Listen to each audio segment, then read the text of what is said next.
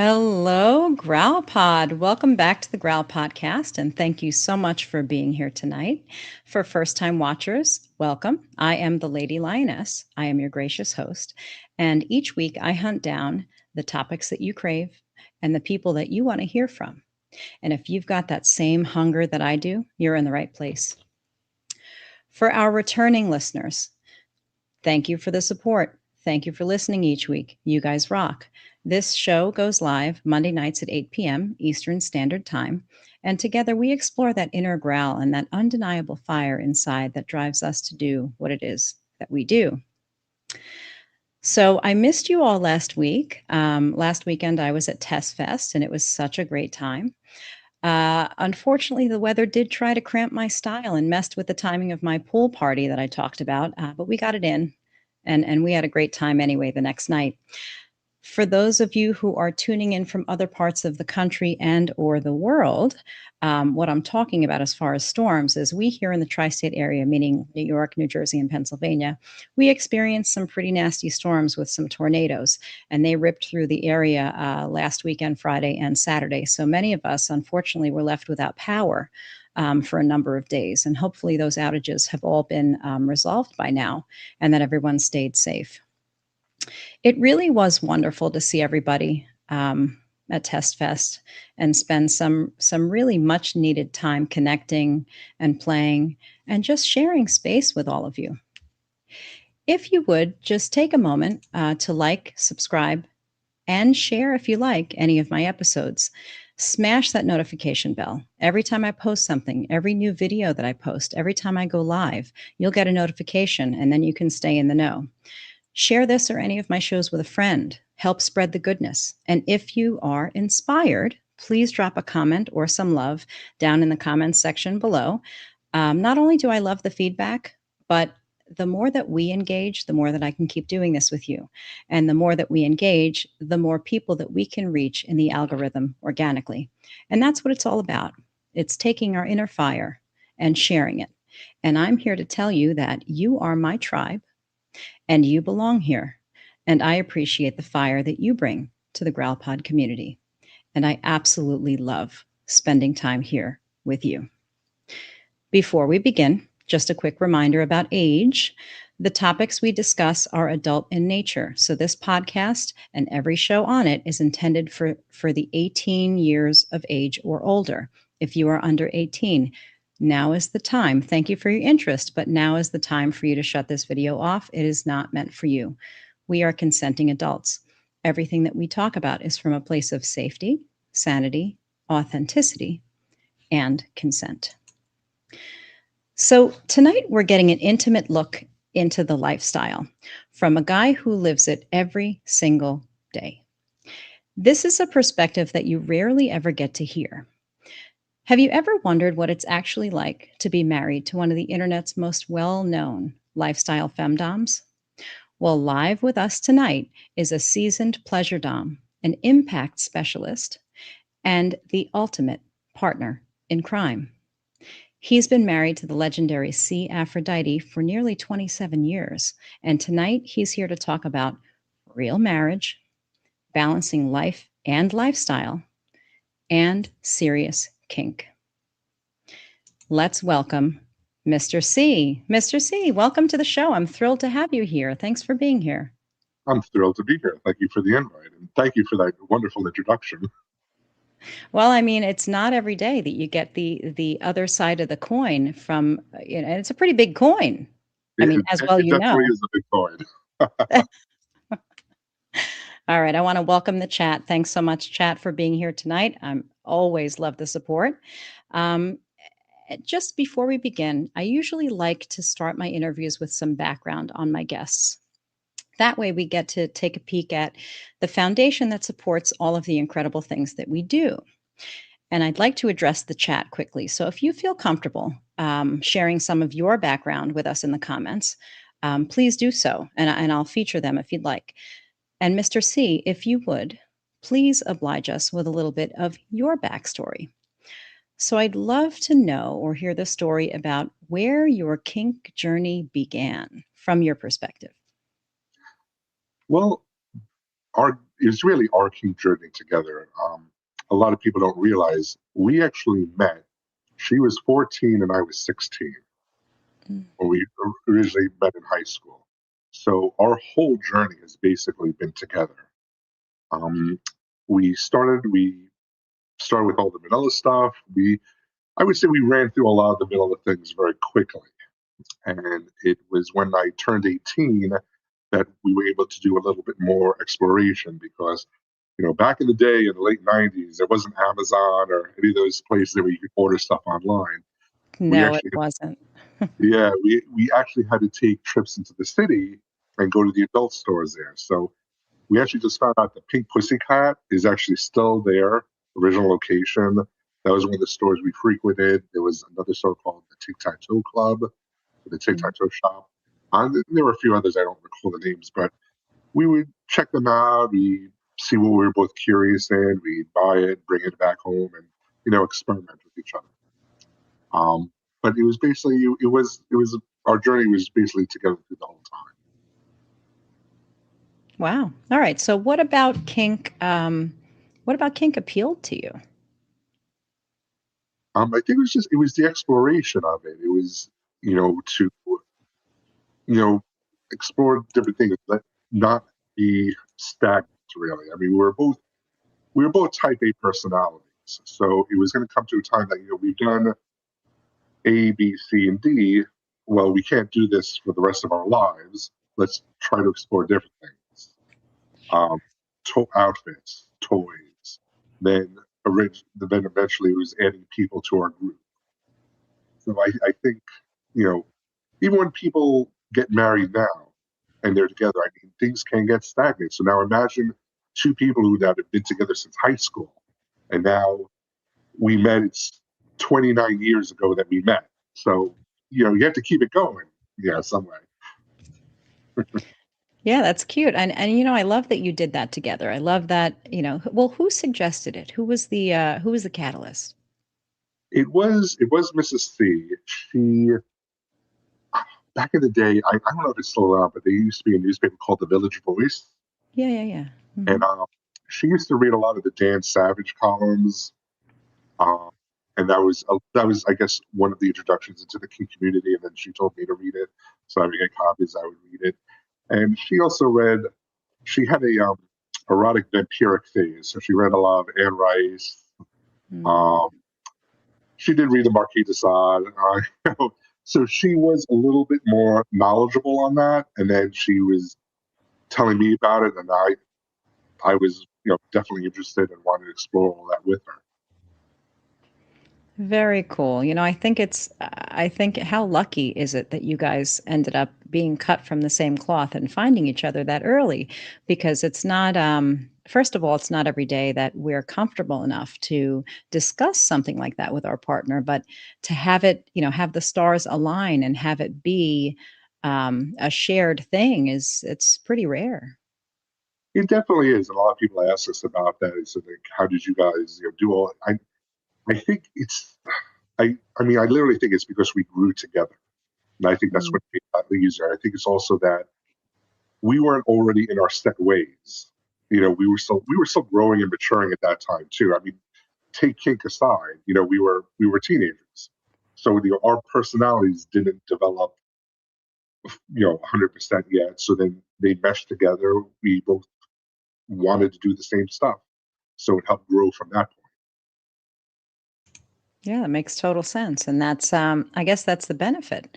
You end up going through, and as your personalities and as your personas as, going into your adulthood, as they develop, you're able to layer that in and have that be present throughout.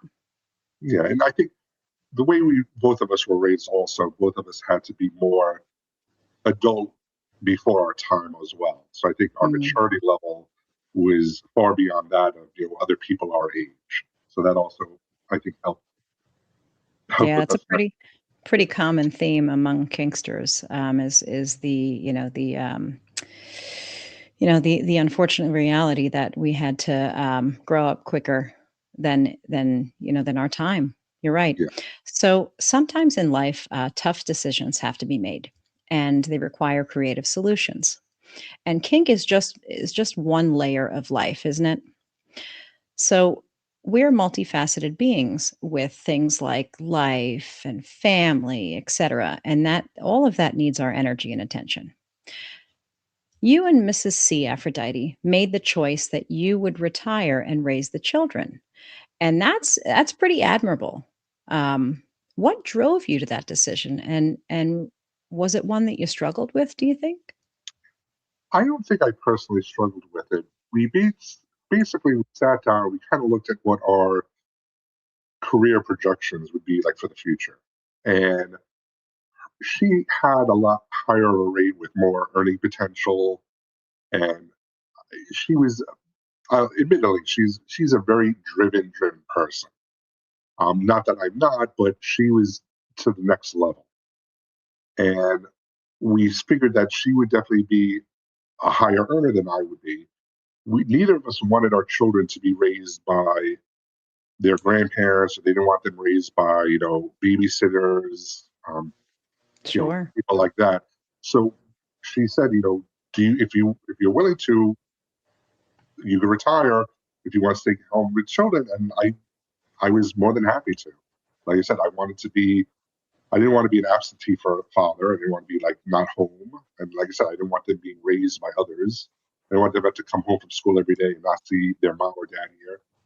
Um, Also, we knew from her job too that she'd be traveling a lot, so that would also make things even more difficult if I wasn't home with them.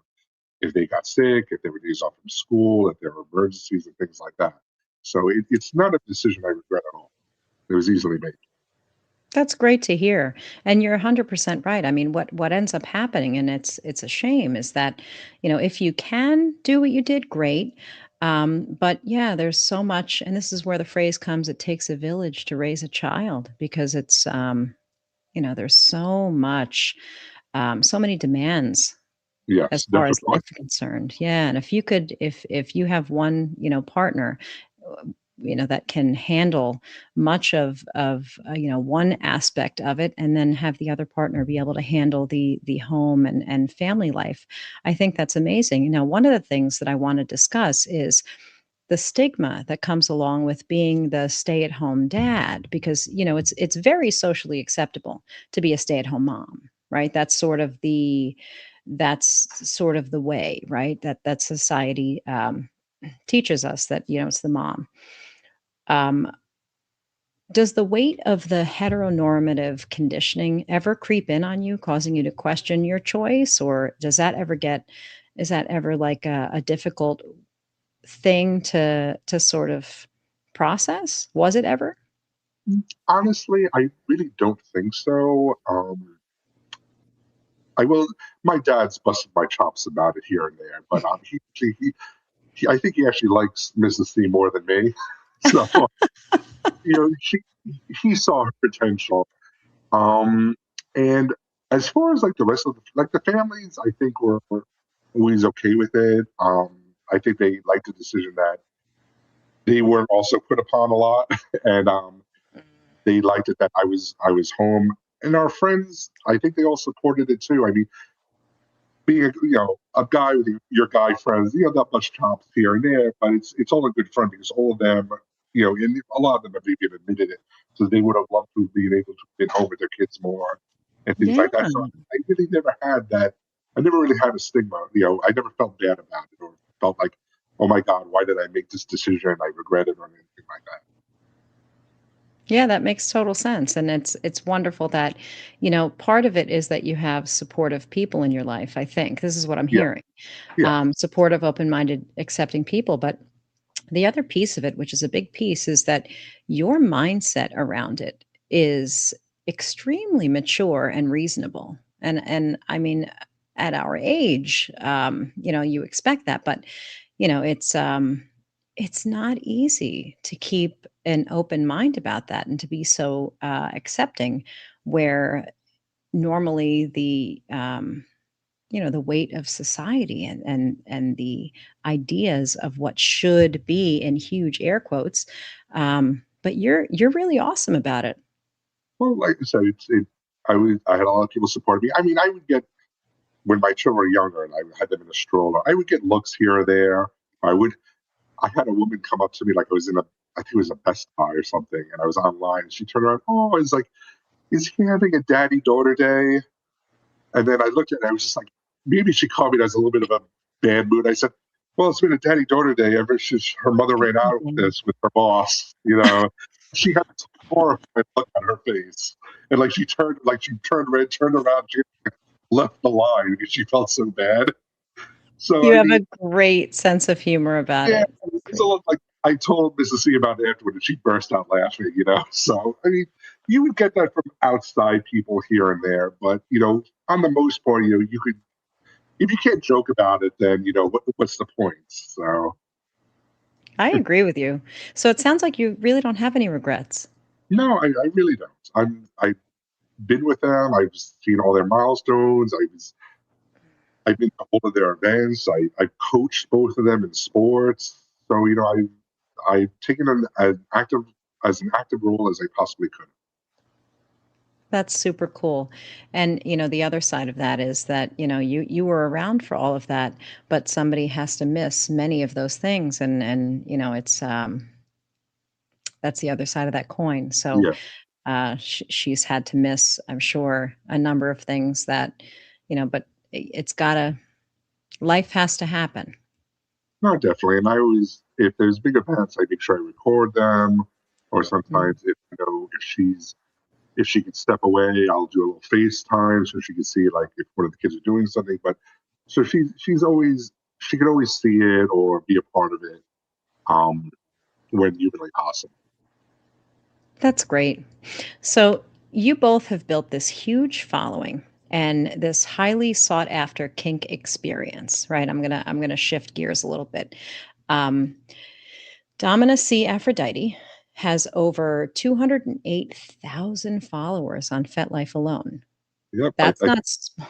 think she's one of the top 20 or top 15, or I don't know where she was at this point. Somebody did the calculation for her, so she's right up there.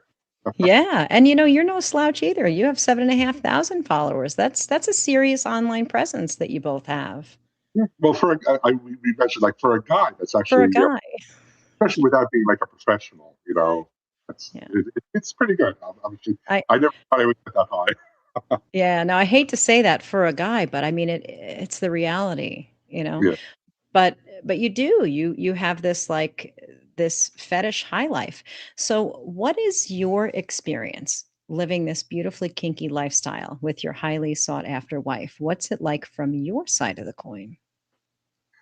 Um, I I think it's been a lot of fun. You know, when we were in Kink for a while, and then when we did decide to start our family, you know, we did bow out for a while because obviously, you know, her being pregnant, and then you know we were waiting for the next one to come. So we were out of the lifestyle for a while, and then when we decided when the kids were old enough, both of them, we wanted to dive back in. And then we started. And funny enough, then COVID hit, so that kind of derailed the plans for a little while. And I guess I've had this conversation with her. I never thought it was going to become as large as it has. If you would have told me back in like let's say 2019 that you know we were going to be the fit life, we are going to have this humongous community where you know, men, women, um, you know, and you know, she was gonna have the followers. I was gonna have my own followers. We were gonna have, you know, we were gonna host events every few months. I would have looked at you like you had 10 heads. Like, no, you know, we're gonna play around here and there and stuff like that, and you know, kind of like what we did before, maybe a little bit more. But I never imagined that it would become what it has become, and I don't regret it. It's been a lot of fun. Um, I do bother her a little bit. She's sometimes on her phone a little too much with it, but you know, Well, with that many followers and engagement, that the heavy is the crown.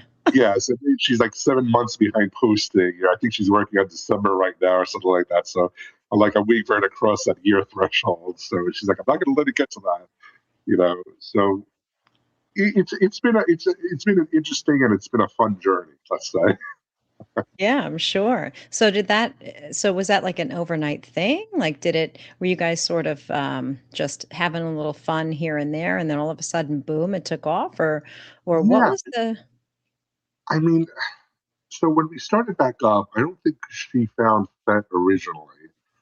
It was kind of looking like online, like I forgot, maybe Craigslist was still a little bit back then, Mm, Backpage was still back then, like the casual encounters sections and things like that.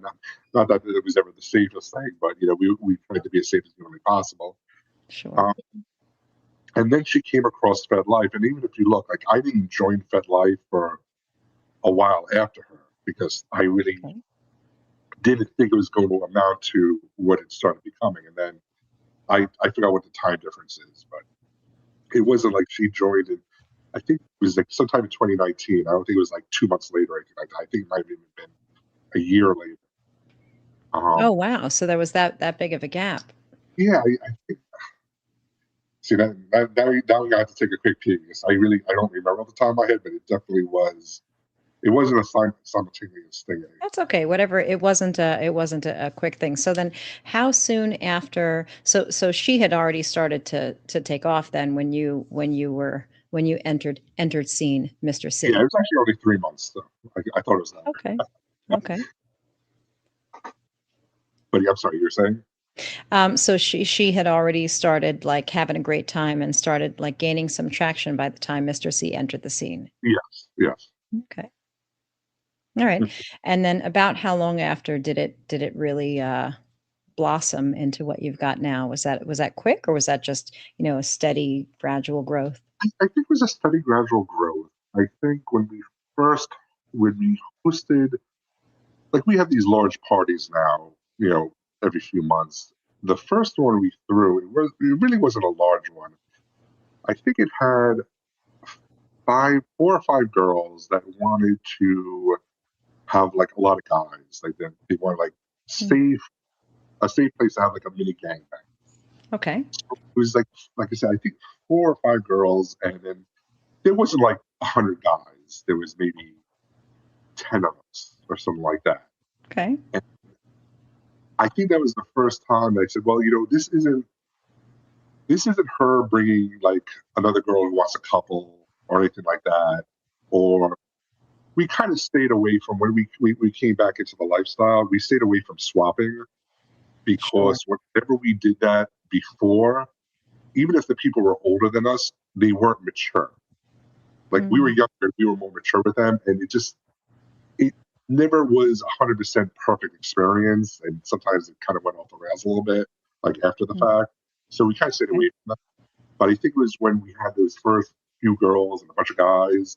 I'm like, this is kind of stepping away from what we did in the past, and this is growing into something bigger. Even back then, though, I didn't think it was going to evolve into what it is now. But it was slow and gradual. Sure. So so now let me ask you this. Do you ever we talked a little bit about this off camera before we started, and I always find this fascinating. So I'm going to bring this question in front of our listeners here. So, do you ever get messages or solicitations looking for access to your wife through you? Yes, I do. I would say most of them are respectful, but you do have the ones that aren't, which we were talking about before. Right. Some of them, which I do find silly, is that they think I'm her. They skip over the Mister part in my name, and they'll address it. But you know, again, most of them are respectful, and I'll say, "Oh, I think you meant to send this to my wife," and they're like, "Oh my God, I apologize." Um, so yeah, no, I do have. It's not. It doesn't happen multiple times a day or multiple times a week. I say maybe once or twice a month it'll happen. Okay. Um, yeah, and I'll let her know, or I'll answer them when they'll say to me, "Oh, do you think I'd be a match for her?" And I say, "Well, I'm looking at your profile. You're not in that age bracket. Or I'm looking at your profile and there's nothing there. She's not gonna, she doesn't want to talk to people that have no following, no information, no pictures." So I said, you have to build yourself up a little bit. Otherwise, who knows who you are. So Oh, you give them coaching? That's yeah, sweet. but I mean, like, and I'll say to them, you look like, or I'm looking briefly, you might fall into it. So give her, it doesn't, there's nothing like wasted saying, hello, I'm so and so, I would like to serve. If she says yes, she says yes. She says no, there's no harm in trying. Nothing ventured, nothing gained. You have such an incredible attitude surrounding this. I am blown away by this. The level of I guess, yeah, maturity, but openness and acceptance, and you approach all things having to do with your wife with so much love and so much heart. And I don't know, I think that's the secret, might be a little bit at least the secret to your success. Would you say? I think it is, and it shows in our vanilla lives too. Because a lot of our friends have asked us for marriage advice. We don't tell them about the kink stuff, but we have given them marriage advice. And a If lot they only knew. of they only do. And we've had people say this, like we're a couple to look up to, because we're also like, we'll joke around with each other, and we have fun with. I think that's also a part of that we grew up together. So like, she'll make fun of me, I'll make fun of her. We had a joke that this was many years ago. We were in the city and there was like Forever 21, the store, and she said, "Oh, I want to stop in." And I looked at her and said, "Yeah, but you're 20. It's not Forever 26. It's Forever 20." And like, we were with another couple. She's like, "I would have killed him if he said that to me." But Mrs. C like laughed. She shrugged it off because it's like the playful banter we have. Yeah, that's a good foundation, and I think it definitely comes from you growing up together. That Yes. makes all the sense in the world. So, let's say that you get these, let's go back to the messages for a minute.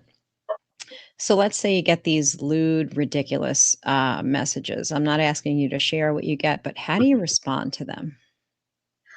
Um, if I do choose to respond, some of them I won't bother with. But if I do choose to respond, I'll say, you're not going to get response by this. It's ridiculous. It's rude. I mean, these are still the women aren't fit. They're still women.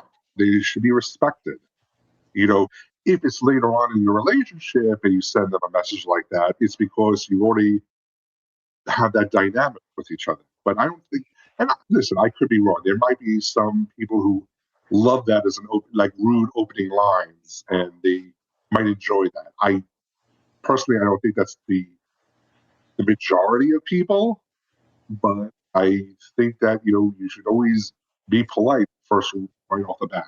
You know, Yeah, be respectful. Take the yes, time to build a little bit of rapport.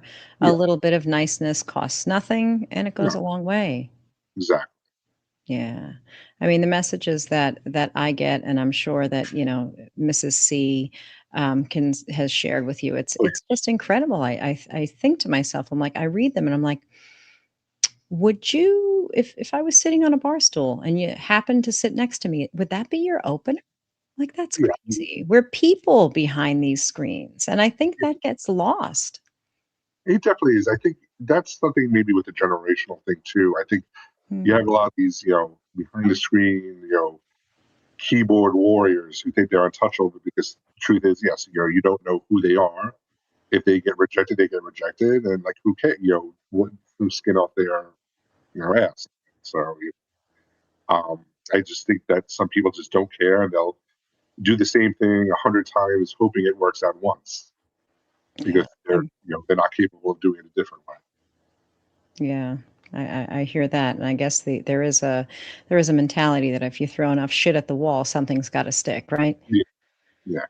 I guess. Well, it's sad, but unfortunately, that's the reality of the times we're living That is true. So, Mr. C, I'd love to explore with you a term that I think, oftentimes gets misrepresented or misunderstood.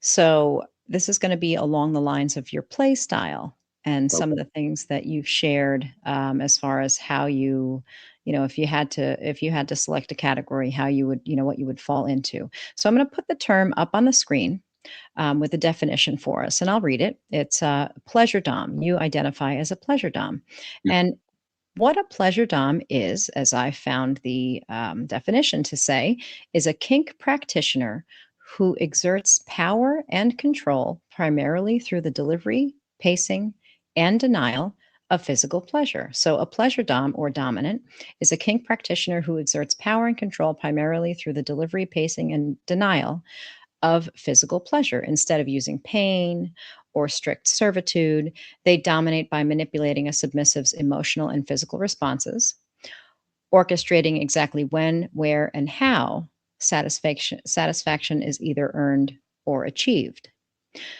So, being a pleasure dom, can you tell us what that term means to you? So with the definition that you had on the screen and you were saying, I think it's really only part of it because Mm. I've had, being that it says on Fed, like I'm an impact top. I've had a lot of girls who have come up to me, that come up on Fed because they already know they love impact and they want, massive amounts of it. Or I've had people say, oh, I haven't had it, or I've had it a little bit, and I want to build up, and it's something I want to explore because it is something that entices them. Okay. So I think being the pleasure dom, it's not. It could be. It could be involved pain as well because it's something that they want, and I always do Okay. it. That I always like. I usually have some like phrases like should I like keep going to keep them in the moment because like a real like if someone wants to stay in the moment, they don't want to say you don't want me asking is that good or anything like that. They'll Sure. say um, more Mr. C, or they'll say thank you, Mrs. C, or I need a little less Mr. C. So I mean they'll do it. They'll say it in a way that I know what to keep doing or what to stop doing, or if I need to change and implement or something like that. And whenever I do the pain as well, there's pleasure involved on the other side of it. I might Hmm. whenever I do the impact, I'll stop. I'll kind of like, if it's mostly on the ass, like I'll caress their ass, or I'll do a little, I'll play with them a little bit, tease them a little bit. I'll be like, so it's not always a pure painful thing. There's pleasure involved too. There's a lot of edging involved, Mhm. in between like the pain parts as well. So that does go along with the denial until I think they deserve it. So I think everyone's pleasure is a little bit different. I had someone Sure. who loved being tickled and she wanted all of that. And she wanted to be tickled for a long time and teased. So, it comes in different ways. And, just because it's pain doesn't mean it's not pleasure. So that's it's a slight differ of like what you put up. But So, I'm hearing that pleasure is really a palpable implement in play for you. yeah, Hmm. I would say that. And everyone's a little bit different too.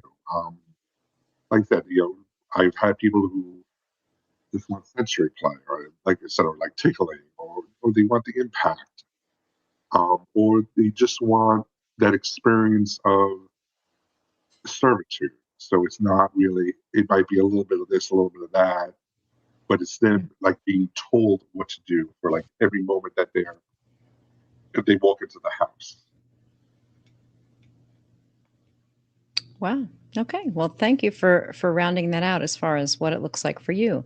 And yeah, it sounds like you're a good time. Yeah, I try to be. I, So, I, I adapt to what the people want.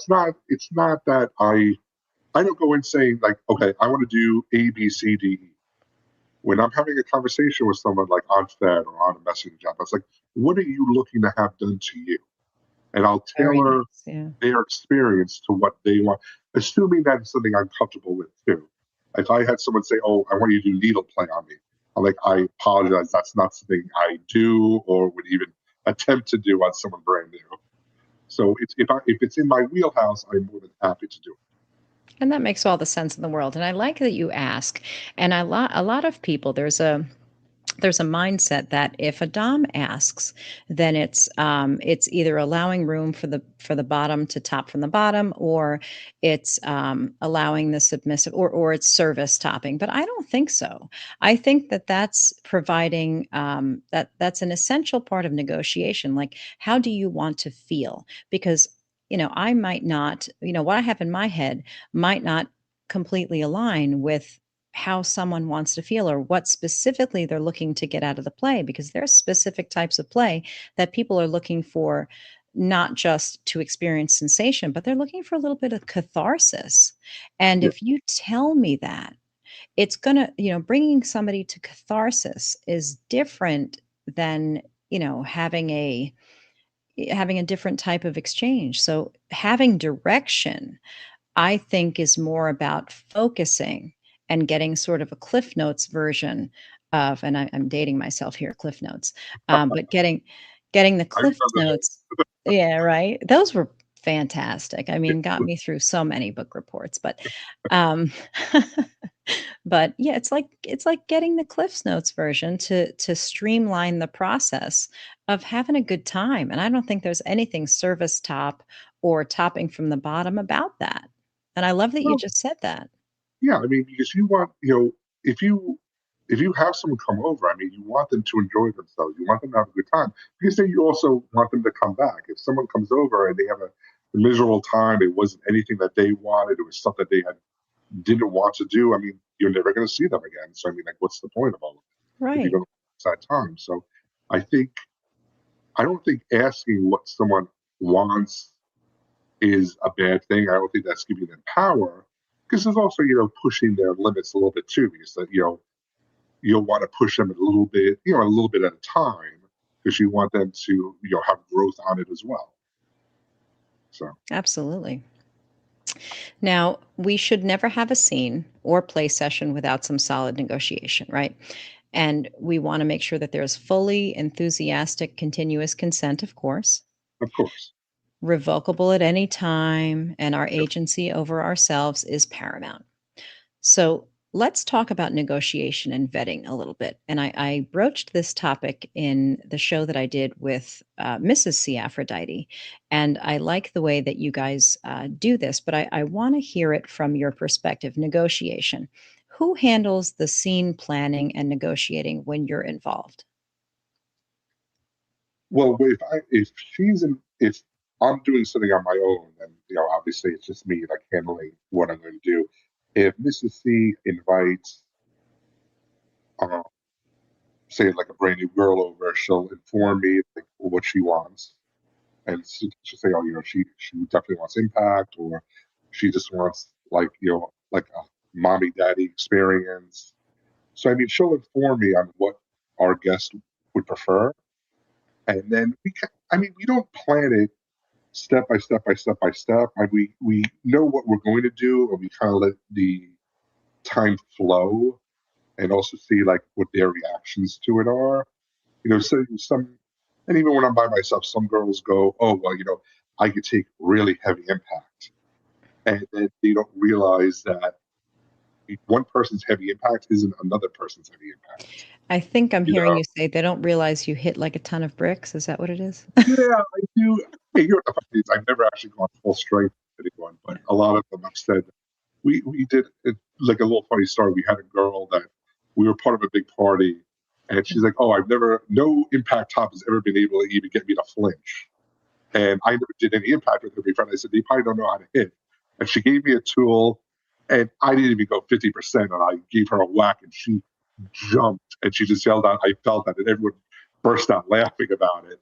So I mean, There you have it. Be it's careful what you ask for. yeah, exactly. I mean, it's also the same thing that people who've had bad experiences, because anyone can say they're an impact, anyone can say they're a dom, but some people just thought, oh, being an impact and doing it just means, oh, I'll just whack away until they're crying, and that's not the point of it, Not at all. So, yeah, so I mean, you have to plan out what you're going to do, and like I said, but there is a natural flow of when me and Mr. C are together. There is a natural flow of how we do things, and I guess it's just that again, because we've been together for so long, we don't have to. She can give a look to me, and then I'll know what she means for me to do, and like vice versa. And it's just the time will flow pretty well. You guys have such depth to your relationship. I just, the more and more you talk about it, the more in awe I am of it. So Right. this is good stuff. Who deals with the vetting? Is that a shared responsibility, or does one of Um, you over the other? she vets her own people, be it, boys or girls who come. If I'm talking to someone on my own or someone reaches out to me on their own, I'll vet them personally. So I don't, it's not like, oh, this, person, like Supernova, responded to me on Fed, you want to check her out first. I mean, she trusts me. I'm not, you know, we're careful. We never give out our home address. We'll tell people if someone's going to drive here, we'll tell them like an intersection by us, and then we can see when they get it. Text us or DM us on Fed when you get here, and then we look out the window and see that they're a normal person. Or if they're coming from the train, we'll go and pick them up. So I mean, we don't give out our house number, willy nilly. We're very careful about that. It's like Sure. the only people who get it are people who've already been here, and then they already know it anyway at that point. So like with vetting, I mean, we handle it separately. We've both been pretty good at it. We've been through enough trial and error at this point to have it pretty down. And then Google, if you want to check, make sure someone's pictures are real, because we both got sent fake pictures in the past. And, we always do a Google image search. And you say, oh, this person just says pictures of this porn star. Clearly, they're not real. So, Right. it's not too bad.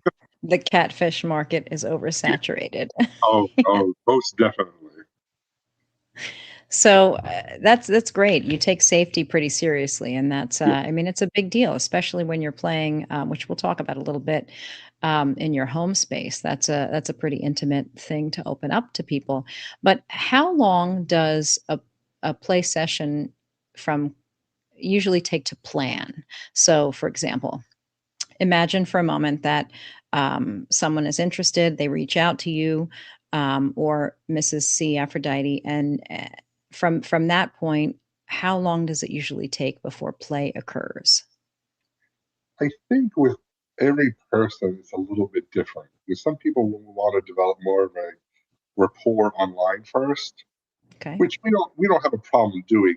If it gets to be a certain point that we've been talking for like over a month already and nothing is progressing, you kind of have to think, is this person actually real at this point? Mm, But 2 months or something, if we're talking every day with someone, I mean, there needs to be a natural progression. But I think with everyone, some people, if they've been in the lifestyle for a while, also, they know what to ask. And it's also like if you want to Fed it, you go to her profile. You see how many people that she has listed. You see how many photos she has. So it's not like there's a risk of this person being fake. And like same sure. thing with me, and we say, oh, do you want to, if you want to reach out to anyone on my list and ask them, you're more than welcome to. It's not like I just tossed down names here either. So I think people feel a little bit more comfortable with the fact that we're known quantities. It's not like our profiles aren't 3 months old with 5 photos. You have to worry about that. We're known quantity. So I think that puts a lot of people at ease, especially people who've been on for a long time. It makes them know that they're safe. Newer people, it makes them feel a little bit more positive that we've had so many interactions with so many other people that we can be trusted. Sure. And then what goes into your standard negotiation? Like what kinds of things do you usually negotiate as a standard? Um, I don't know. I don't really. I don't think I'd come down to she. I think she negotiates a little bit differently because she does like the bi boys and she wants pegging or like consensual forced bi. Usually when I'm discussing with any of the girls who come up, like I already know what they want, and Mhm. usually they say also what they're okay doing. Like I've had someone that said, listen, I'm I don't know, I don't want to get like I'm okay with oral, I'm okay with vaginal, but I'm not okay with anal. I'm like, okay, thank you for sharing. Um, so I mean, I don't think I really go into negotiations as much. I kind of already know what they want and what they're willing to do. And then as long as, again, lines up with what I'm capable of doing for them, then it's usually a good to go situation. I'm sure that you find that it's there's a difference in the style of communication between, um, communicating with female presenting people versus, the male energy. Um, it's more, I mean, as a whole, it's just more socially acceptable and accepted for women to communicate and communicate their feelings. So I think maybe maybe that might be a function of the more streamlined or smoother negotiation process. Do you think maybe? I think so, especially on her end, because she does have a lot of beginners because she does like them legal but young. Um, The um, twink whisperer. That's what yeah, the she twink is. whisperer. I joked Yeah. around. I came home once and I went to came in and there was a book bag with a skateboard, and I'm like, "Did you check ID here?" And she's like, "Yes, I checked." It's just Did around. you check Yeah, ID? maybe That's perfect. it was 3 classes. He was in college though, so it was okay. But I think a lot of, especially like younger boys who do want to experiment, being pegged or doing bi things for the first time, there is a natural stigma on it. So I Mm, think a lot they could be shyer about it. So it does take a little bit more for them. Not that she's coercing them, but I think it's like them, saying, "Well, I do want to try this." And she's, "Oh, and she'll go, okay. I mean, we can start if you're not comfortable doing with another person. I do have a strap, and we can practice on that first." And then it's like a game. It opens you up for like later on if she wants to bring like another daddy in, or somebody may say, "Oh, I'm only comfortable with someone my age," so she'll find someone her age, their age.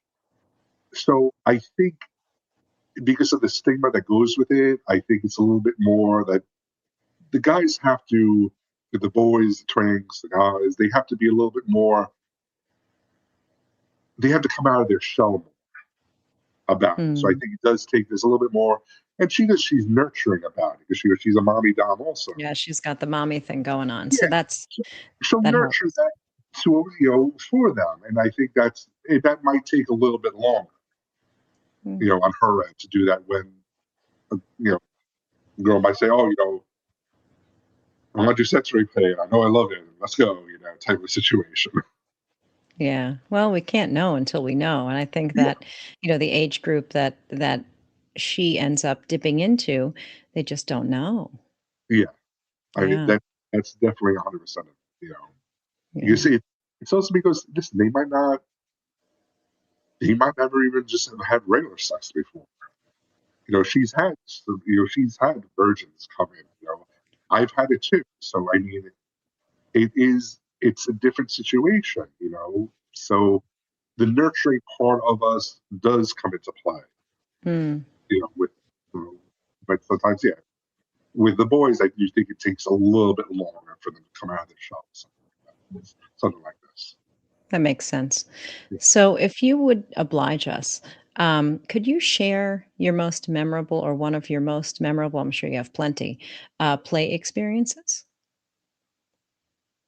I We were actually discussing this the other day. I think it was a few years ago that I it was actually my birthday, and or it was the day before my birthday, but I had to be out for most of the day. I was helping my friend move or something like that. Nice. And Near your birthday. yeah, well, I'm always one who can be counted on and called upon for things. So, That's right, a um, friend indeed. Yep. yeah. So I was out of the house and I didn't know she actually invited over 6 of the girls in our circle. And not only did she do that, much to Mrs. C's chagrin, I'm a bit of a nerd. So, like, I like Marvel, I like DC, I like Star Wars and things like that. So she Mhm. actually had them all dress up as different villains, like different Oh, female, or like female versions of male villains. And then she actually dressed up as Wonder Woman. And I got home and and I called out to her. She's like, "Oh, come upstairs. There's something for you on the stairs." And Something for you on the stairs. I looked, and it was like a Batman mask. I'm like, what the hell is this? This I is went great. upstairs, and then there was her with six villainesses, you know. So that was pretty memorable. And there was a little bit of a scene that the villainesses, you know, took Wonder Woman down for a little bit, and I mean it's stuff like that. Or I one of am them, loving this. donned a strap and took advantage of Wonder Woman. So it was a funny thing. So that's definitely up there as one of the more memorable times we had. Happy birthday, Mr. Yeah, C. definitely. Wow. Let me tell you something. She's a keeper. Oh, she definitely is. I mean, listen, I've had her for around 30 years. I might as well just keep the rest of the time too at this point. That's beautiful that she orchestrated that for you. Yeah. Wow. So, okay. So now I want to shift gears a little bit. Was there ever a time where you had to stop a scene that you were having to handle something difficult that was happening?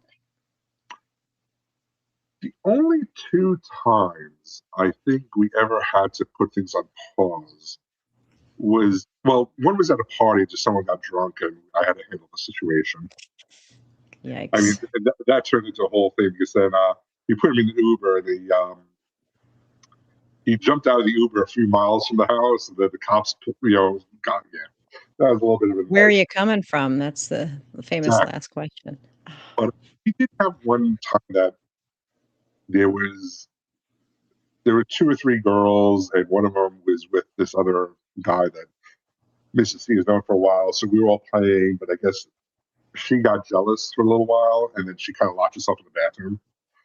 Oh, So we kind of stopped, and then she calmed down and stuff like that. So I mean, but we really haven't had nothing that it ended the night kind of a situation. Look, knock on wood. yeah, I was We gonna say, knock on everything that they have got some wood right behind me. so Those are some good stats. yeah. So I mean, we've lucky. Listen. I mean, we've had people from parties that are no longer invited because of actions they took during the party. I mean, one thing that we always say to everyone is like, if you have a problem with someone at the party, find us. Don't wait till after. Like, Sure. don't wait till the next day. Unfortunately, everyone seems to always wait till the next day. And Yeah, there's they no, don't wanna upset anybody or but I mean, you say like, we don't want to create an unhappy or unsafe environment. But yeah, we've had to take actions after the fact, saying, "Listen, I'm sorry, but you're no longer invited to any of our events because of these reasons, stuff like that." But we've handled it, and it hasn't really caused any issues. well, that's good. Okay, so I wanna talk about some of your favorite things. Okay. So as an impact top, share with us what are some of your favorite implements and tell us why you like them. Um, one of my favorite implements, and it's not even like a really harsh one, but if you're familiar with what fire hose slappers are, Oh, yeah, they're floppity. Well, I guess some of them are stiff, but yeah. they're not really too stiff. I do have one that's weighted in part of it, Okay. so you do have a stiffer part on it, but it does shake. Um, because I love the way the sound it makes. It's a very like a very pop sound. Like that was actually the implement I used on that person who said that they never felt impact before. And the funny thing is with a fire hose slapper, if it's unweighted too, if it's just natural, Mhm. you have to hit pretty hard for it to actually get a feeling because it's not a very hard impact toy. But I still able to get it done with her. But the sound it makes is like that pop. I fell in love with it. The one time I hit her with it, I'm like, I have to get me one of these. Like I'm going out to Etsy and finding someone, to get it. It was like that was like an automatic buy. And we're back Um, to the ton of bricks. yeah, but it depends because I think all the girl. I mean, one thing, and it's funny because I only have one fetish on Fet. It's the rug beaters. Ah, So that's always been like that's a go-to like any session. Like if it's even if it's a light session because I could hit lightly with it. I could hard with it. I think those have become like a little bit of a fan favorite, and even some girls that come over, and Mrs. C's actually had some boys want to be here with it too. They'll say, "Oh, you're gonna break out a fire. I'm sorry, the rug beater Rug because they've beater. heard about it, they've seen it because it's always a part of every session." So I think those are also like the fun ones that I have. And I So think if I'm remembering your pictures, well, maybe not your pictures, but your wife's pictures, don't you play on a rug rack? Like, is that not a rug beating rack? Or what is that rack that you guys play on? that's actually a pull-up bar Oh, that it's a pull-up bar. I was way off. I'm like, I, is I that kind for of hanging rugs? What is that? oh no, that's funny. No, it's actually it's an exercise. It's like for high. It's for literally for doing pull-ups. I sometimes have the bars on it because that was actually Uh-huh. came from a broken futon chair. They figured out the bars are nice. It goes used as like aesthetically. But no, that's actually a pull-up bar. Wow. Listen, I love pervertibles, and if you can pervert it, all the better. Listen, I have some. I went to a garage sale because I check them out. Because I'm again a nerd, so I'll look for some collectibles. But somebody had a kid that must have gone through like a goth emo phase, and she had like all these studded belts, Okay. and I got like three of them for like $10, and I basically kind of like looped them together, taped them up, and I use those as implements because they have metal studs. Like one has round, one has like a lot of little metal spikes, not sharp spikes, but like metal Yeah. spikes on it. One's very heavy, so I just turned three ordinary belts for $10 into part of my equipment. That's awesome. You're so resourceful. So so let's talk about sensation elements and implements. Um, what are some of the implements that you like to use to create different sensations? I with the sensation play, I have a bunch of different Wardenberg wheels. If you're, I assume you might be familiar with them, but there's a lot of different Yes. variations. Like the Hmm. single one, there's one that has like five of them together. There's one that has like single, but it's like separated, so you can like run them down. Like I never want to run them like over the nipple because I don't want the nipple's a little sensitive for the sharp spikes, but you can run them like right across, both sides of it. Um, Hmm. I even have one that's how to describe it. It's like I think there's seven, no, there are nine wheels on one, but it's kind of like a pyramid. So the top one has one, and then they have it like on the sides going out. So it's like a little bit of a pyramid. So I do like using those because again, the different ones, depending on the size of it, can give different sensations. I do have also with it, like I do have like a French tickler I use. I do have some feathers. I use even like little paintbrushes because running those over like I don't get in trouble. Like the erogenous zones can give it a little bit of a different feeling. So like I use like a lot of I even have a few makeup brushes I use, and because it's nice and it's soft. Like the paintbrush is a little bit more prickly because they're stiffer, Yeah. but a makeup brush is nice and soft. So like I use different things like that. I mean that's aside from like wax or electro or anything like that. But I mean those are Mm. it's more the sensation. So I usually what I'll do is I'll have them, restrained in some way. Usually they'll be like just like maybe their arms are tied up, or maybe I will do like all four limbs. They're blindfolded. I've had someone ask also to be like, to have like headphones on, so I kind of put like noise canceling headphones on, Mhm. and they could just concentrate on the sensation. There's no other outside stimuli, and Mhm. from their reactions to it, I can tell like if they're enjoying it, or if I should go a little harder, or I should go a little softer. So again, it's like seeing how the person reacts and seeing what they like, taking it from there. Yeah, it sounds like you've got sensation play down for sure. And Wartenberg wheels, for anybody who doesn't know, those are wheels with spikes. Some of them are a little sharper, but it creates. They're actually used in neurology to test feeling, right? Nerve feeling. So that's their actual use. But it's like spiky, sharp, So, not, so if you ever just see the quick. cowboy movies, kind of like the spurs that they The have in the movie. spurs. Yeah. Very nice. All right, so let's talk about role play. What are your top three role play scenarios, would you say? I'll probably sound like a typical guy when I say this, but the whole schoolgirl one, they Classic. Classic. listen, you, you can't deny the classics. So I would say that's definitely number one. And I've had some. We've definitely played around with that. In fact, the last party we had, which Mrs. Steele getting up the pictures maybe by December this year. She did put to do a little bit of a teaser up though. Um, all the girls were schoolgirl, like university girls, university students, Mhm. all like the plaid skirts and stuff like that. And Mhm. it was a kink murder mystery. That the dean of the school was murdered, and it's like had to figure out which schoolgirl did it. Oh, that's Um, brilliant.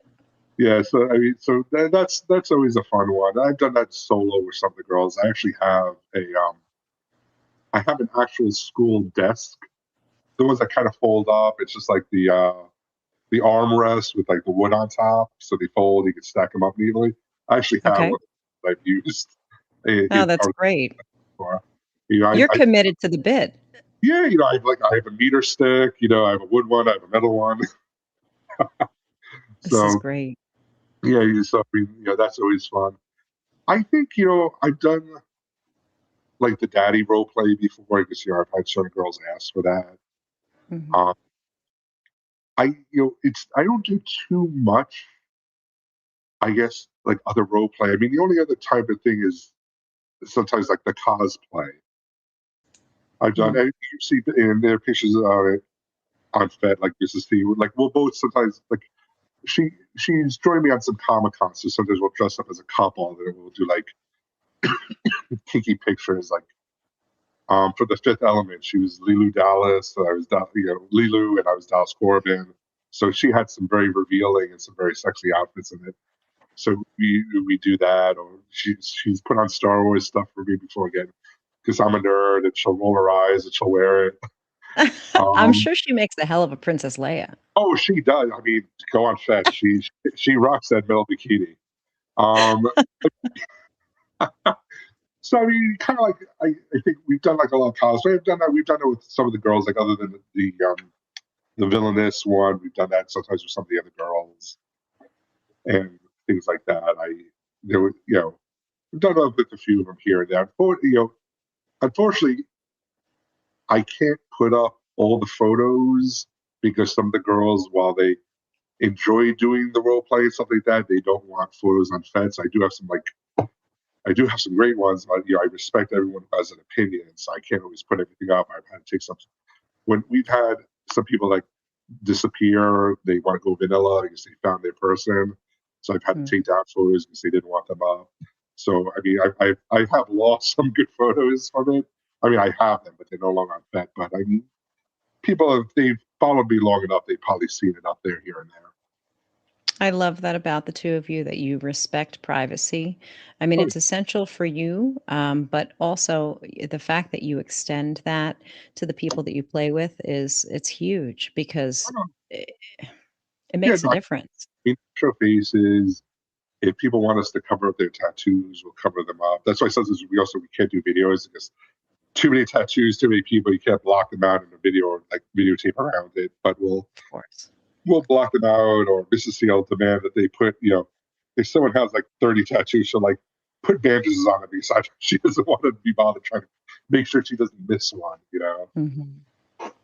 So we do it. I mean, some girls or some boys they don't care, so we leave them off for things. But we respect everyone's privacy 100%. Yeah.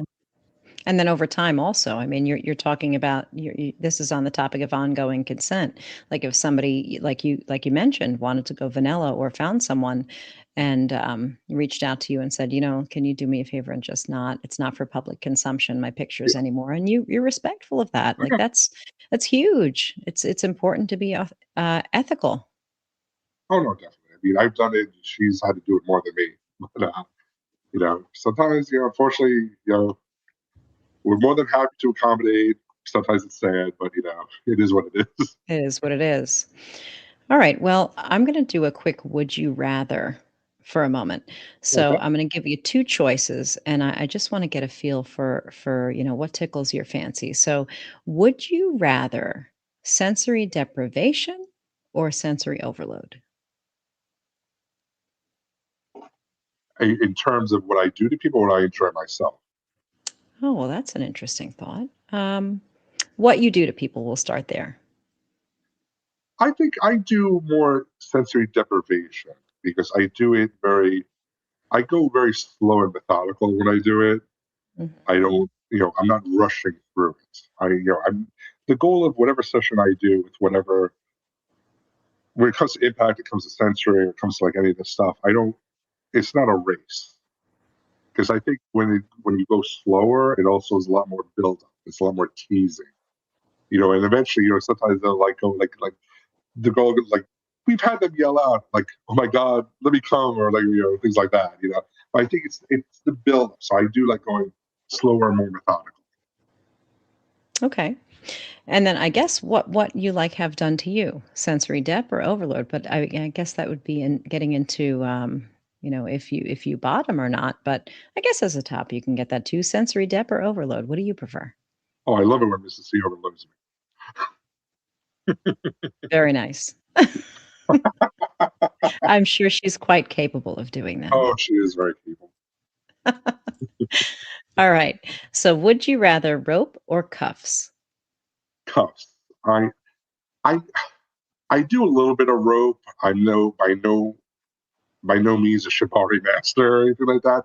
I would like to try to take some classes. I've done ropes here and there too. If the person is patient, I would say, because again, it's a little bit more trial and error with that with me.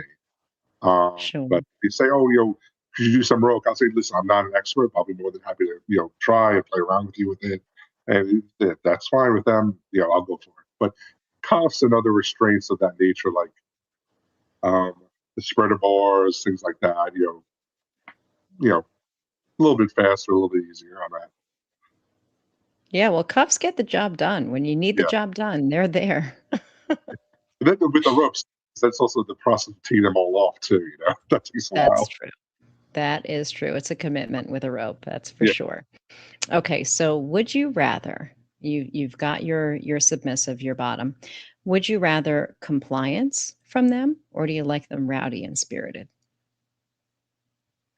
I do like them a little bit rowdy. I do like them a little bit bratty because it's also nice, the breaking them, part of it. So it's a Mhm. little, it's fun. I think it's also because I'm around. Mrs. C is a very high spirited, unbreakable person, so I'm so used to having that in my life. Um, and my daughter, who's only 11, follows her in those footsteps, which is killing both of us. But Yeah, I'm she'll gonna be a say, strong and you little bit made later that. on. So I think I do like the spirited because I think if someone's just 100% compliant, I feel like it's a little bit boring. Mhm. You want a little bit, you want a little bit more of an interaction. You do like a little bit more like teasing. You just want to say like, okay, do whatever. I'm like, well, if you're in that type of a mood, that is great. But I do like a little bit more, playfulness out of I love that. Yeah, it's about the exchange. it. Yeah, And I also like a little bit of, the response and the reaction, and yeah, it gets you going, doesn't it? yeah. No, it definitely does. And Mhm. like I can tell when if the girls hit subspace because it kind of like there's a little bit of a switch flip in them. Like if they weren't being bratty before, you kind of tell when they're kind of like in their own head then at that point. So that's all. It's a Yeah, nice it's a nice turning point. You get that sense from. it's beautiful, beautiful. Okay, well, I wanna get into a little bit of the nitty-gritty with you Sure. as far as, discussing some practical advice. And I think it's important that we recognize that there needs to be a balance in the multifaceted life that we live, right? Yes. And also, you don't want to deny who and what you are, and you don't want to tamp down and turn the volume down on who and what you are as a kinky being either. So, what I would ask is, what advice do you have for someone who's ready to stop hiding themselves and fully own their kinky identity? What would be Mr. C's advice? I would say to them, you have to be honest with yourself with what you want. And you do have to put yourself out there in some way, in one way, shape, or form. Um, with with anyone in this life, I mean, we fully embraced our kink lives, but we're still private. You know, it's there is you could do both. It is possible for you to be in this kink world, have a partner with you who's in this kink world, and still have a private life that nobody outside of it knows that. So it's not something that you don't have to feel ashamed of. You have to find your person, you have to find your community. You have to be honest with what you want also, and hopefully you'll find someone who matches you. Unfortunately, you see people who have been in this kink world. They say, oh, then they find someone in the vanilla world that has nothing to do with kink whatsoever. Maybe I could introduce them to it. Maybe I could just go without kink. I said, well, I mean, you're not being honest to yourself. That might Mhm. be good for X amount of time, but further down the line, are you going to have your own regrets, and that's going to cause issues? I mean, it's really about being honest with yourself, but you can still keep it private to the outside, the normal, in the vanilla world. So there is a way of balancing it, and it might take some trial and error. I'm not saying it's the easiest thing in the world. You do have to be careful, but it is possible. So be honest with yourself. I love that. That sentiment is so important. And I want to make sure that it lands for our audience here because it is so important for us to be honest with ourselves about what we like, what we want, what we don't want. Because when we try to tamp that down, there's no erasing that piece of us. And I mean, for better or for worse. I don't want to say unfortunately because it's not unfortunate. It's what makes us beautifully us. So trying to tamp that down or say or deny it or um, it's just going to bubble over in different ways. So And being able to honor yourself is imperative. on the other side of it, like if you're happy in your private life, in your kink life, I think that's going to come out in your vanilla life too, because you'll be in a better mood. You'll be in a happier place. You'll be more excited. Looking forward to things. So I think if you keep it down, then it probably comes out. You're more depressed. You're more depressed. Things like that in your vanilla world. So I think it's the other side of the coin. If you're honest with yourself privately, I think you're going to be happier publicly. It's very true. And I know this isn't something that you've had to encounter, luckily, because you met your person and, things aligned and the fact that you're cut from the same cloth, as I said earlier, is truly it's truly a gem, a rare gem. So you've got that covered. But for many of us, we've been in these, and I'll quote unquote, vanilla relationships. And we try to go back to these vanilla relationships because it's more acceptable by society or because, we haven't yet met somebody who accepts us for who we are, or because we haven't yet accepted ourselves in our own authentic kinky selves. And we try these relationships and it ends up just not working out the way that could be most happy for us. And, one way or another, we return to kink. It's just the way it happens, whether we do it in secret and, without the other person or partner's knowledge, or whether we just, I just can't deny it anymore. But one way or another, that piece of us, it's got to be honored. Yeah. So lucky for you that you've got somebody in Mrs. C to do that with. Oh no, I am. we're both very extremely lucky we found each other. Yeah. You know, and be able to take the journey together. So, as we round out the topic of practical advice, we had a question submission from one of my beautiful friends, Miss Chell, who runs the North Jersey FemDom Munch.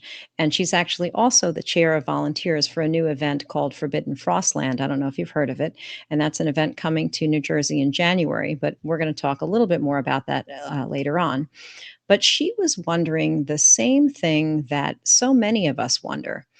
And her question is it's surrounding best practices for balancing kinky time and vanilla life. Ms. Chell asks, how do two dominant people successfully manage both kink and vanilla life? A lot of planning. Now, well, I'm sure. we both tend to play, and it's not always the most convenient thing for other people, but we do play when the kids are at school. So we do play like during the day and things like that. Mm. We don't often go out at night and do like, things on our own. It does come up every once in a while, and I'm happy to watch the kids if Miss T is going to go out because she has something set up, or she's covered for me if I was going to go out and meet, um, one of my people.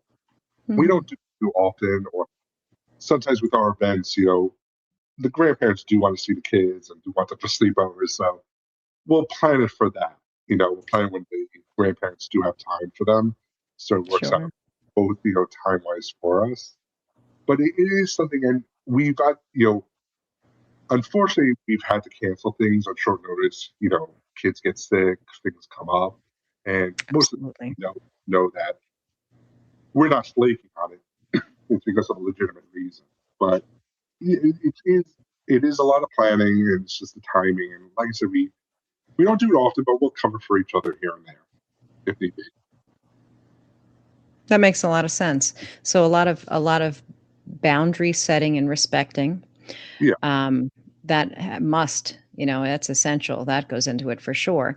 And a lot of, grace and just yeah, planning. That makes all the sense in the world. All right, so let's talk about our hideaways. So, what do I mean by that? So many of us struggle to hide away our kinky things from our families or, you know, our children so that we don't want anybody to inadvertently find them. So, what measures do you and Mrs. C typically take to protect your kinky things from unintended exposure? we told the kids don't go into our room and look around unless they want nightmares. And that works? Well, it's worked up until now, so we'll see if it keeps going for how long. That's so Hey, funny. would you like to answer that? She's here. She snuck in. Yeah, Oh my goodness. Welcome, Mrs. Sea Aphrodite. We're so happy to have you on the show. I was listening, and I think Mr. C's been doing an amazing job. Or And she'll just yell at me later. I'm No. just like that. no, amazing.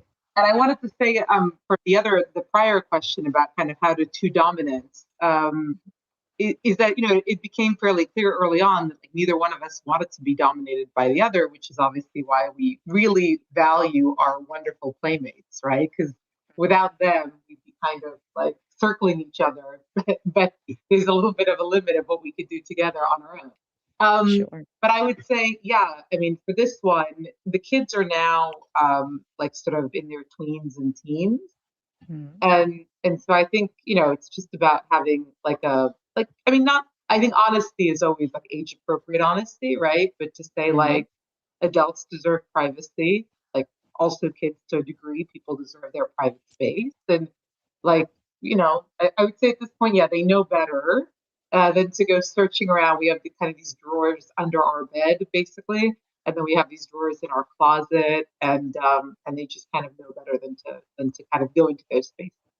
And again, we respect their privacy in return. So it's kind of about family rules, I suppose. Mhm. Yeah, boundaries and respect. I love that. You guys have that across the board. And for anybody who doesn't know, welcome, Dominus Sea Aphrodite. You're back here with us to heat up the conversation here. I had you on the show just about 4 months ago, back in April, and it was a riveting conversation. It really was great. You had so many amazing things to share. And in the spirit of sharing, happy belated birthday. 44 never looked so good. Yeah. She says Very 40. nice. What's that? I said she says 44, but 1982, best vintage. That's 44. Yeah. But yeah, I'm so glad to have you popping in here. And it's been, I mean, I know you've been listening, but from my perspective, he's done a great job of, rounding out the element that is, the powerhouse, power couple that you two are. And it's truly beautiful the way that Mr. C honors you and what you have and is so settled on and comfortable with your the way you guys operate and the way you guys move. So that's I applaud you both for having that level of strength and comfort in the relationship. It's really inspiring.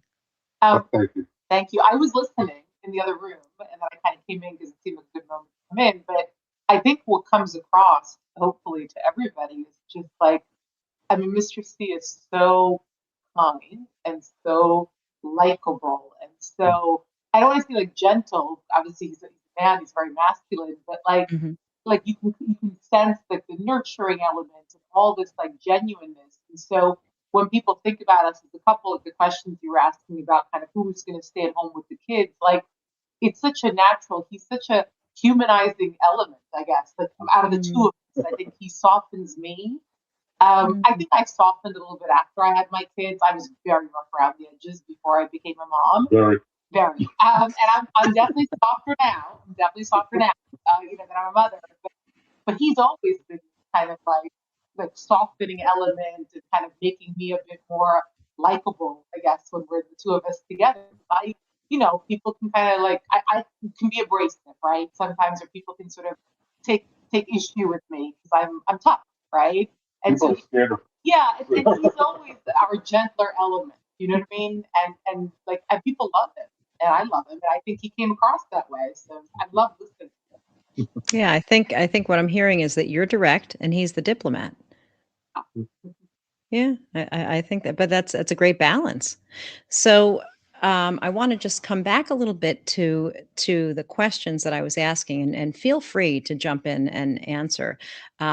Mr. C spoke to this topic a little while ago about playing in your home space and not sharing your address and the measures that you take to keep your space safe and what have you.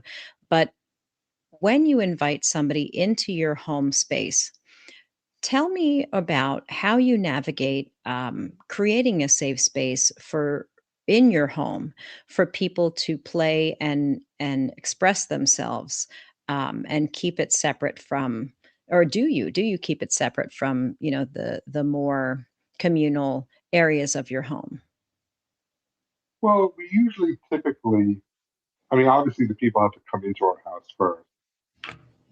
Depending on their comfort level, sometimes we'll start right by the front door, make them strip down. We'll put cuffs on them, put a leash on them, and then we bring them basically straight upstairs. So we use our master bedroom. Mrs. C, because she does work from home, she will use the office. So somebody will come and worship at her feet, or while she's on a conference call, she only has to listen to. She'll send someone over and type them. And that's really just like when it's like kind of like one on one, or there's one or two, there's a few people. It's just basically like the bedroom and the office. Um, I have taken some girls down into the basement because either that Mrs. C might be using the upstairs, Hmm. or sometimes if you do have a fan girl that they love seeing the basement, I want to do some stuff down there surrounded by everything.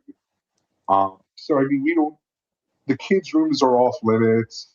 Of You know, course, yeah. I mean, the only time we're really doing a lot downstairs is if there's a party. So obviously, Okay. the kitchen, the living room, the dining room, so all open areas. And we do have a backyard that has a hot tub. We have a pool. Obviously when it's warm, so we use that. We do sometimes, tie some people up to the swing sets backstage in our Oh, backyard. that's Replace great. the swings, or replace it with lights. Well, the kids have outgrown the twins. Yeah, they would. So we're just using them as docking points for bondage. Yeah, they're wondering why we're keeping this stuff off. Yeah. Yes, no, we'll get to it eventually. Eventually. I was going to say, as an example, we do have a big event coming up, a big party on August 1st. And just today, I was sending out kind of a message to our guests. And there's going to be a lot of guests, probably 70 plus, of kind of expectations. So this is a summer party, which is different from a winter party. So the summer party is mostly going to be outdoors. But then there's also kind of space on the first floor to play. And then we sort of say, like, please don't go into the basement or upstairs unless you're just going to use the restroom. And the restroom in our master bedroom for the big events is off limits, basically just for female or femme presenting people. So it's like a separate femme space, a safe place. And then for later in the party, when we have open play, after the kind of main event, then a couple of the rooms upstairs will be open to my office. And then we have kind of like a spare bedroom. And then again, the master bedroom we tend to keep for kind of femme folks, right? As kind of an oasis. So we always kind of set the rules. But I would say one thing that stands out to people who come to our home or come to our parties for smaller scenes or bigger scenes is the fact that it is like just a really nice suburban home where you can tell there's pets and there's kids. I mean, not the kids aren't there, but their stuff is around or whatever. And so it is very homey. It's not like a scary dungeon, black leather kind of. And I think that that's kind of our brand. It's this sort of like, it's very kinky, as you know, very, very kinky, but also wholesome in a way. And it makes people comfortable and they feel safe. People articulate that they sometimes feel the safest here or doing things like girls will come into a gangbang with 18 men, but they feel safe because it's it's at home at a friend's house. Yeah. And it's curated by me and I invited all the guys and I'm overseeing it and I'm kind of so I think, so I think that that's actually part of what we offer is this kind of, we're not hiding the fact that we are these kind of regular suburban parents who happen to be really kinky and really accepting. And we don't separate the space so much. Again, we very much will kind of keep everybody out of our kids' rooms. Sometimes people just storage, bags or shoes or something in there during a winter event where they've got big overcoats or whatever, and there's a place with the overcoats, but that's it. And people respect, I think, the ground rules really well in terms of kind of where to be in the space and how to use the space. And we've never had, people treat the space like it's their own. Sometimes you get a spill or somebody kind of, throws a condom on the floor or something, but it's really rare, actually. People are very careful in our home, and then they stay to help us clean up after a party, too. So that's awesome. The nature of the community, right? Is that you're not going to some venue or some dungeon. You are in a friend's home, and you're treating it that way. Yeah, that makes all the sense in the world. And you're setting the boundaries, you're setting the rules, and you're creating an environment that is homey and welcoming and safe. That's great. That's really good. Good. So I'd love to ask for some hindsight, right? People say that 2020 is hindsight. So, Mr. C, if I could ask you direct, if you knew then what you know now, give your younger self an important piece of advice, having been through all that you have and knowing all that you do now. I think I would tell myself to always remember that it's not a race. It's a journey. And I've been blessed that it's been an epic journey throughout these years. But in everyone's life, whether it's in their vanilla life or say their kink life, there are going to be setbacks. There are going to be things that happen that might get you depressed or things like that. But it's fleeting. Things pass over time. Things will change. So don't get hung up on any of the low points. Because they're not going to stick around. It's going to change. It might be a week, it might be a month, it might be a few months, but it'll get better and things will come along that distract you. So don't get all hung up. Some good advice. What about you, Mrs. C? Yeah, I think that's we have a similar philosophy on this. Is that we play a long game, And it's really easy to get frustrated in the short term. You know, I had kids and you got newborns, you feel like your body doesn't even belong to you, you know, you have no libido, right? Like, and so you can get frustrated and sort of feel like this is it, this is how it's going to be forever. But you have to play a long game, right? That like you blink and they grow up. Or I've been blinking a lot, but or you know, I sometimes like when something doesn't work out the way you want it to. So for example, I mean, I think we talked about this when we had our pod. Like people do flake, Yeah. especially for self-inflicted wound. I'm choosing younger, less sort of experienced, you know, more like you know, more newbie, right? It's what I'm attracted to. It's kind of hot for me, but then of course they're going to be, you know, they need more flight. And so, you know, somebody actually recently said to me, like, why don't you have some sort of punitive system where you have some kind of blackmail on them, and if they flake on you, then you could use it against them. And I was like, this is completely the opposite of what I'd ever do to somebody, because if they flake, they've gotten cold feet, they're scared. Like you want to show empathy to that, right? Yeah. It's frustrating, even if it kind of messed up your day or it messed up your scene. And then my philosophy is like things ultimately work out the way they're meant to. So the scene, it works out with the people who are meant to be there. Like I'm going on a trip next month to Europe, right? And lots of people have applied to play.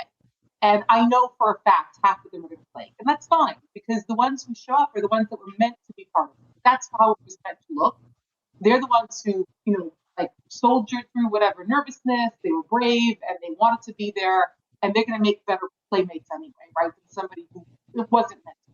So like those kinds of things, like in the moment you can be frustrated that it doesn't work out the way you want it to, or that, you know, your kid gets sick and you have to cancel a scene or whatever it is. But you just have to play a longer game, right? And say in the short term, whatever nuisances or frustrations or like Mr. C said, downturns or negatives, like they'll pass.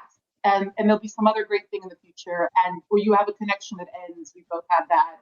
It's painful, and you sort of you got to be philosophical about it. It was better that I had that relationship and I was able to have those experiences, even if it hurts now afterwards. And then something else will come along in the future. It'll be great too. So that's it. I think it's just kind of trying to look through the moment of whatever frustration there is and really play that long.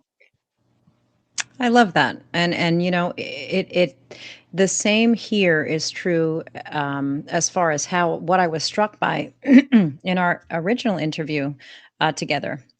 You're very graceful.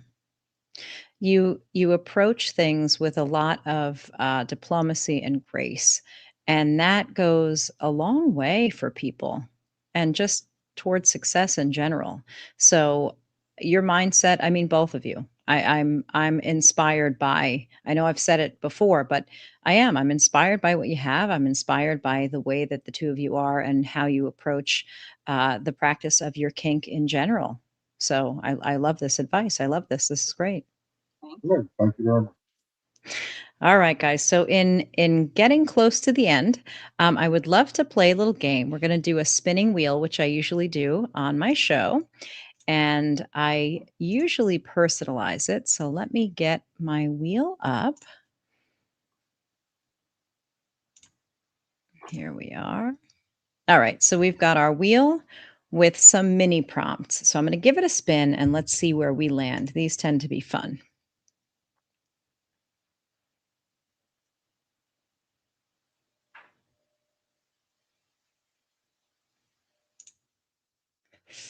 Okay, so we landed on vanilla alibi. So let's say, for argument's sake, that Mrs. Sea Aphrodite is away on business and the kids are having a sleepover with family or grandparents, and you're on your own with the house to yourself. Now, your best buddy or group of buddies want to come over and hang out, keep you company, but you've got a planned play session with a few gorgeous women, with prior approval, of course. Give us your best vanilla alibi that you're telling your buddies. Actually, being a parent, we have a built-in alibi. Oh, our kid got sick. Sorry, can't go out. Perfect. Isn't that great? You just use the kids. Exactly. That's great. Most of our friends are also parents. There's a few that aren't, so they can commiserate with us on that. Perfect. I love that. So easy. All right, let's give this another spin.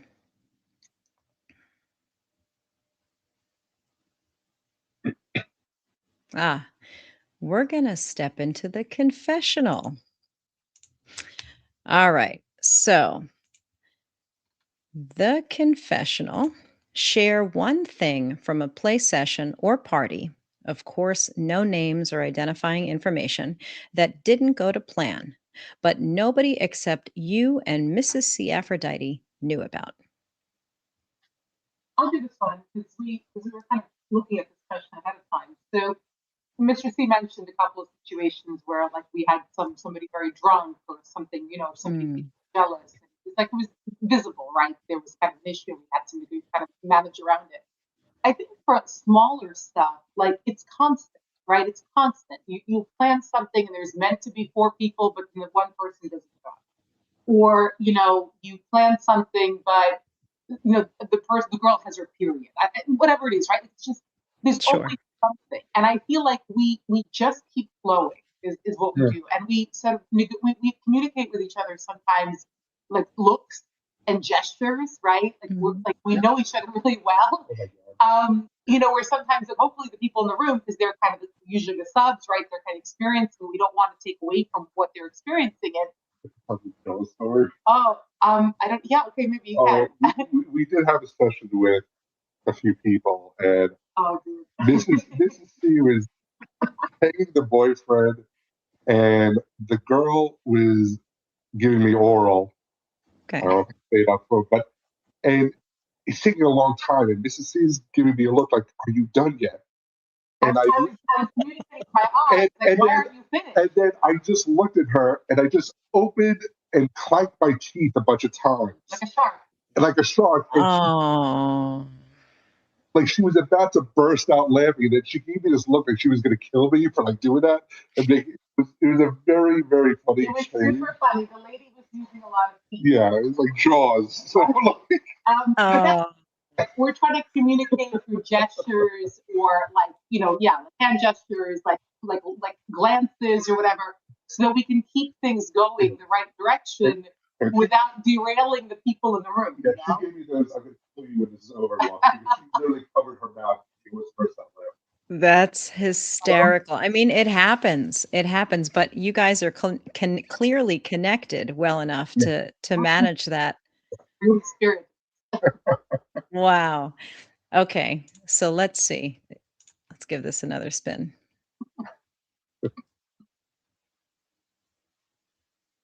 Awesome. All right, the force. Let's get this out of here. Okay. So the force is strong with this one. If you could use the force, Mr. C, during play, what would you do and how would you use it? Only for good, evil intentions. I mean, obviously, your force choking would be part of it. I mean, that's probably one of the most well-known force abilities. So that goes hand in hand with a lot of people. Force and breath play.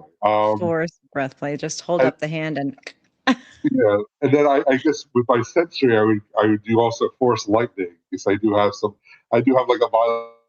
I guess it would be easier if it just came out of my fingertips. Force that would orgasm. be cool. Looking at a That person and making them come, that'd be good too. that would be super cool. All right, let's spin it one more time. Hear that the trick singing, use those teeth. Oh no. Force get away from Jaws. Okay, Mythbusters. All right, so give me one second. My computer froze for a moment. All right, so give us one myth that people believe about you and Mrs. C. Aphrodite and bust it for us. What? Well, I would say we have one together, but I think one with me, because some people were spreading this online, and it's when people in our circle heard about it, they laughed. People were saying that Mrs. C was getting me these boys for myself. And I'm like, much to Mrs. C's chagrin, I'm 100% straight. I don't do any bi stuff. The closest I'll come to doing any bi stuff is if she wants me to do some impact on her boys or take photos. So Okay. some people said this that, oh, she gets all these young boys from Mr. C to use. I'm like, and people who know us were like laughing at it because they know how straight I am. This, I mean, like I made friends with a girl. Like if a girl like gives me a blowjob, like I won't kiss them afterward. They have to brush their teeth first. That's how straight I know it's terrible, but I don't know. It's my mindset, you know? Although I'm sure she's tried. I'm sure Mrs. C has tried to develop. Huh? I've been She trying has. 30 years. She's failed. It's the only thing she's ever failed at. Being straight with me is so I know. 2003. So 2003. No, but there was a Dom, for example, years ago. I say Dom in quotes. It was a person, she had multiple profiles. She would start new profiles when I blocked her on the old profile. I don't know, like I said, who this person was, but she was a kind of online trying to do damage to us. And so she would reach out to playmates like, boys and say, She would look at our friends list. yeah, she would reach out and say, watch out, don't reach out to her because, she's going to force you to service her husband. And you're not going to want to do that and things like that. And we get back to me, so that's the kind of thing. Yeah. Mr. C. Yeah. I'm not forcing boys to service Mr. C. That's one myth. And then the other myth, and some people listening are going to laugh, is we're not a cult. We've been accused of being a cult. A cult. Yeah, I don't know what that means, but we hear the word a lot, like not a lot, but it comes up where people say, "Oh, that's a cult," and we're not a cult. Well, people have warned us. Oh, people told us that you were a cult. You ran a cult, and like, no.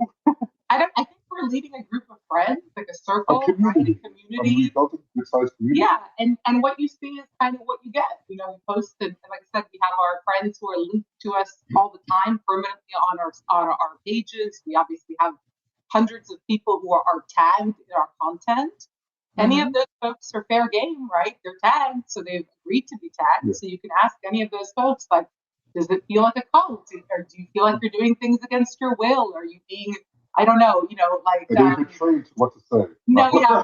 Are you being manipulated in some way? Or are you going back because you're having a good time and you're enjoying, kind of this association? So I think, unfortunately, there is a lot of jealousy and ill will. Yeah. And it only grows as you become more prominent, right? Yeah, absolutely. What you have, they can't retain their own connections, and they look at you as a suspect. And especially because I don't take money, that's a really big one. People are like, there has to be something more to this. Why would she do any of this without taking money? And so there's got to be some ulterior motive.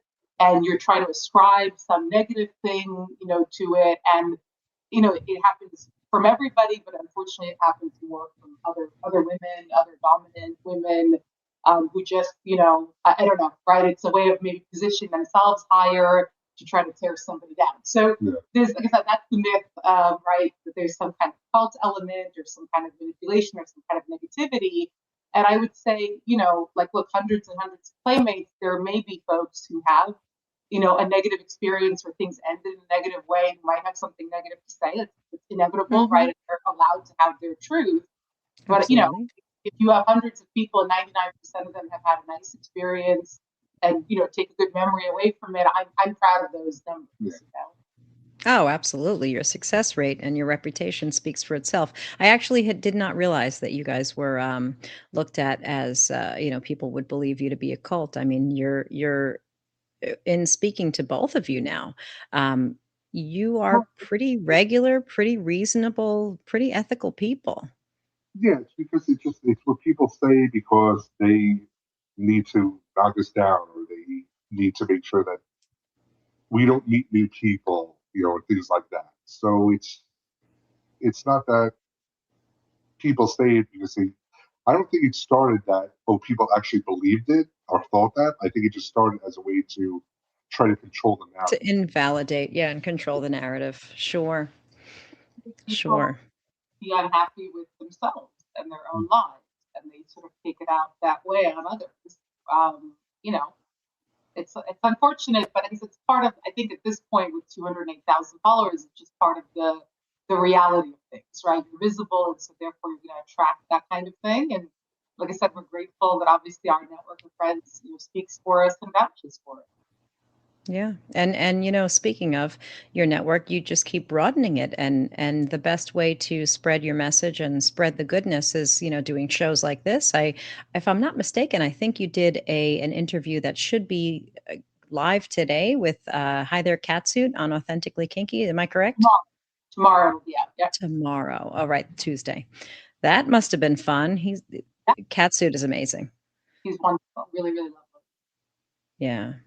I'm sure it was a refreshing interview. It's nice to speak to somebody with so much kindness in them. It just oozes out of them, right? Yep, absolutely. Very nice. Well, how can we connect with the two of you? How can we support you two? Oh, just be, reaching out to us on FetLife. I mean, Sea Aphrodite, Mr. Sea Aphrodite. Obviously, we're connected with each other. And I always, like, the people who was message me to try to talk to Mrs. C, I'm like, message her. Like, you don't have to be afraid. Like, we're never rude to anyone who message us, as long as they're not rude to us, obviously. Sure. We might be a good match, we might not be a good match, but never be afraid to reach out and just to say hello, and just to say things like that. Well, as somebody who's getting hundreds of messages a day, please don't like add to my avalanche. I would say You want to see from everyone. stop it. I would say a couple of things. One is obviously please read the profile. Like I think, if somebody is in their 60s and lives in Mexico City and is completely straight and is reaching out to me for online domination, it's just a no on every level. And if you just read the profile, it would sort of say that to you, and then you wouldn't have to go through the process of being rejected or whatever. Right? So just read the profile. And obviously, we both now have a lot of content too. So I've got articles and podcasts like this one where we're trying to sort of help and educate the community a little bit. And I do podcasts on different types of kinks. And so when somebody wants to learn about something, or a woman reaches out and says, I want to learn about being a femdom, we're almost providing the library of education, right? So like engage with that, because we're trying to create it for a reason. If you are someone who could be, again, you read the profiles and it says this is kind of what we're looking for, and you say, hey, that sounds like me. I think that matches the criteria. Then sure, we're happy to hear from people. Sometimes it's for smaller group type scenes. Sometimes, again, we have a big event coming up. It's going to be 70 or 80 people. A few of those people are new. Most of those people are repeats. I mean, people got to know us over time, and now they're part of our network and they're attending events for years. And, perhaps you can be one of those people. But again, it takes like kindness, right? It takes like not just being selfish, but wanting to be part of the community and contribute to it.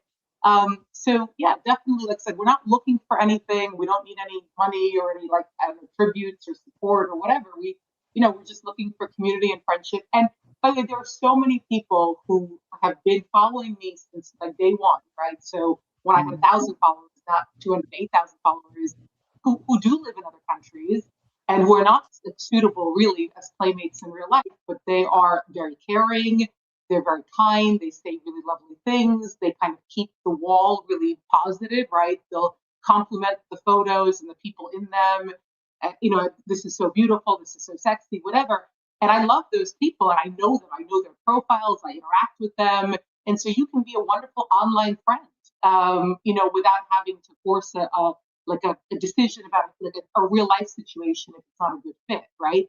You can be a wonderful online sort of friend and supporter and buddy and like interlocutor, right? So we love that too, I think. And again, it creates this community of acceptance, and like people are looking from all over the world who have desires that maybe they don't feel are normal, but then they see it normalized, it makes them feel better about themselves. And I hear about that from them.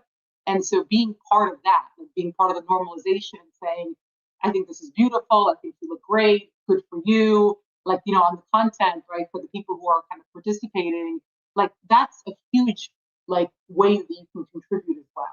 Like being that sort of wall of kindness, I would say that you want everyone to experience when they're part of what we do. Yeah. A wall of kindness. I love that. Yeah. Well, thank you so much for being on the show here with me tonight. Mr. C, it was such a joy sharing this space and learning more about you and your lived experience. And Dominus Sea Aphrodite, thank you for gracing our airwaves tonight as well. It was an exciting upgrade to our already exciting discussion. It was our pleasure. It was happy to be here. Yep. And thank you for such a great host. I appreciate it. I just try to bring my best self and highlight your best selves, and that's what I do here. And you guys make it so easy for me. Thank you. Well, to everyone tuning in, thank you so much for being here. I hope you enjoyed our show this evening. Please smash that subscribe button. Share this episode if you think you know somebody that can benefit from it. Hit us up with some love in the comments. Drop some love for the Growl Pod either here on YouTube or on our other platforms. I love hearing from you. I have a Patreon community now and a group on FetLife that you can chatter away in. Plenty of ways for us to connect. Now, before we go, I do have a little bit of exciting news to share. I have been selected to present at Forbidden Frostland 27, and my Leather family, Goddess House, New Jersey, will be hosting the afternoon tea for the event as well. That's always a wonderful time. So, Forbidden Frostland. For the Growl Pod listeners, there is a special discount code and it is still live until July 25th. So, I would love to give you guys the opportunity to take advantage of that discount and the awesome payment plans. They offer these payment plans and breaking up your cost of registration to help people in time of need if they need. And let me just put up here my little flyer here. The discount code that you're going to be using is GrowlPod, one word, and you're going to get $20 off registration. But again, that expires next week. So you've definitely gotta jump on that. If you still haven't registered for this, this is our current promo for all of you. Get it by July 25th, 2026, and take advantage of the special pricing. The Forbidden Frostland tickets are still on sale and they're flying. The event is happening January 15th through the 18th. That's Martin Luther King weekend, and it's in Piscataway, New Jersey, at the hotel that we know and love. And with our discount code, just so that you get an idea of the pricing, it brings your ticket price down to $99 plus tax when you bundle that with a hotel stay.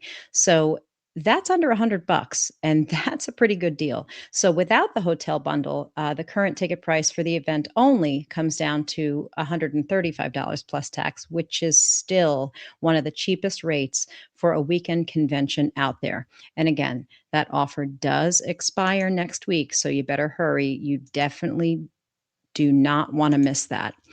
Um, Check the show notes for helpful links for registration for Forbidden Frostland and the discount code that I just mentioned, as well as more ways to connect with our awesome guests tonight.